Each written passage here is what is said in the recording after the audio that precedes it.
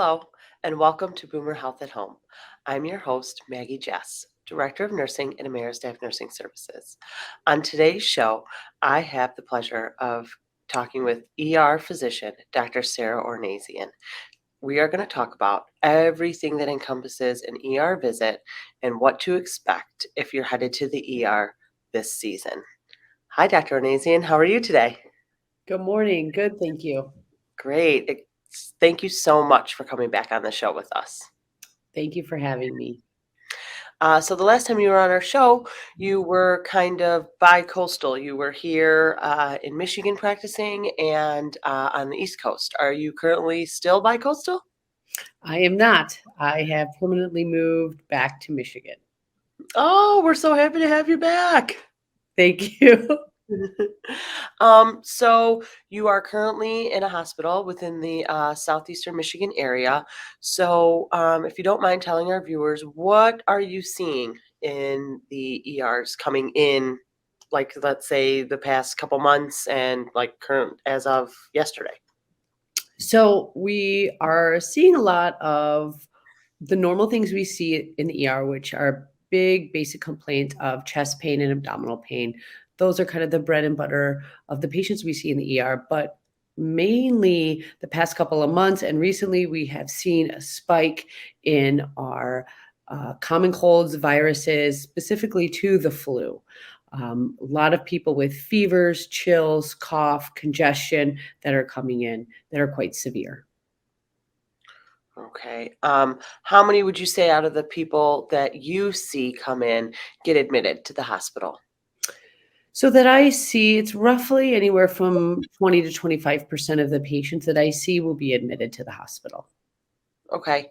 So that's a good chunk that you're not admitting. Would you call that misuse of the ER, or is that just they're not appropriate for an admission to the hospital? I would think it would be half and half. So I don't really want to say misuse because everyone is sick and they need care. Whether it's appropriate to come to the ER is hard to say. It's always easier to say that after the fact when you've done an entire workup and then everything looks okay and they can follow up, whether it be with a specialist or with their primary care doctor. But for the most part, people most likely will need to come to the ER so we can figure out what's happening. Okay. So you see that less and less, kind of like you said, you don't want to say misuse, because I know that was a big factor. Years ago, we would hear that, like, don't use the ER. We have urgent cares. Call your physician first. We're not your first stop. Don't use us as your primary care physician. Correct, correct. But within the past couple of years, especially with the pandemic, when primary care offices weren't open and now they are opening up, but they're not able to get to see their physician as quickly as they used to be. So it is convenient to go to an urgent care or to go to an ER. In your opinion, do you think that the pandemic drove some of our population to start becoming more preventative?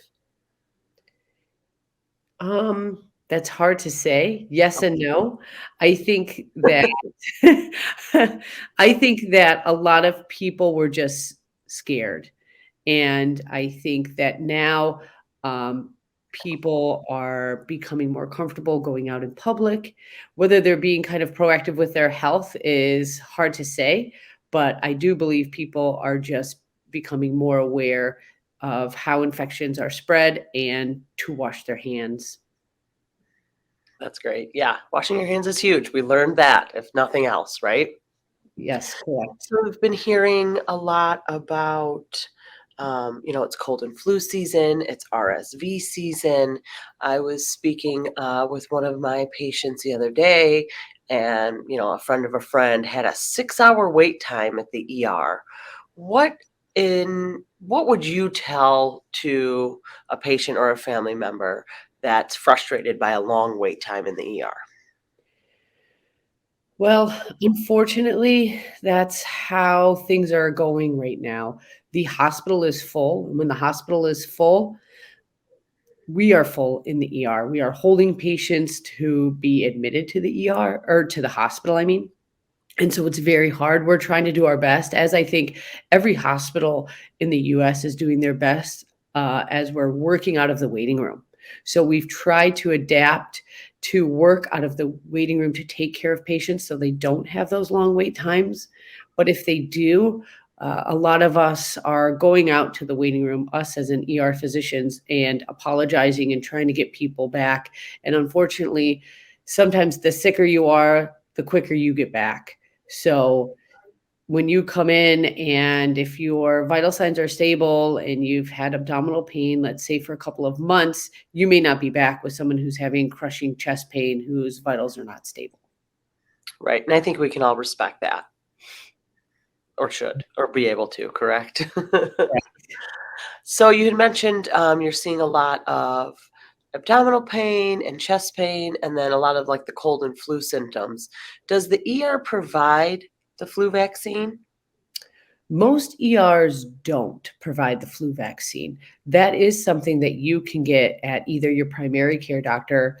Urgent cares may, so I would call ahead, but also Walgreens, CVS, Rite Aid, they have been providing vaccines as well, and they are very easy to schedule. Or you Okay, can call your local health department. wonderful. I know also we provide flu vaccines in the home for all of our patients. And then at our freestanding location in Troy, we also have flu vaccines available for those people that would like it. So I guess in regards to doing things in the home and elderly patients, here at Amera staff, we have a lot of patients that come to us from the hospital that require nursing care in the home, physical therapy, occupational therapy, all things that we can do. If you see a patient and you see that need there for them, is that something you as a ER provider can prescribe, or do they have to be admitted to the hospital first? How does that work? They actually have to be admitted to the hospital first because a lot goes into play with that we can't really do in the ER. So you need a case manager, you need more support staff than we have in the ER to set that up. So they do have to actually be admitted. So because of insurance reasons and things like that, a lot goes into play with getting the appropriate place, the appropriate care, and to make sure that insurance companies are going to pay for their care. Okay. So there seems to be kind of like a certain criteria and a certain algorithm that needs to be followed once you're admitted to the hospital. Correct. Okay, great. That's wonderful information to have for our viewers because I know I get that question a lot. Well, I was in the ER and I think I need physical therapy. Well, if you weren't admitted, maybe go see your primary care provider. That would be some good advice. Correct. Yes. Okay. Great. So, my final question for you would be in this peak cold and flu season, excuse me, what in your opinion is the best way to help prevent the spread of illness throughout the winter months? A couple of things you can do. Number one is wash your hands. Number two is if you're not feeling well, please stay away, stay home.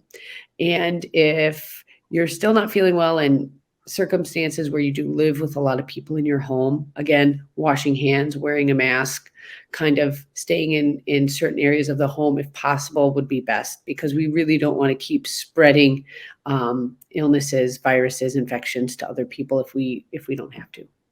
Okay. It sounds like mask wearing is kind of like a way of helping prevent spread. Correct. And it's continued. I mean, I know we've been going through COVID and all of that, but this isn't going away.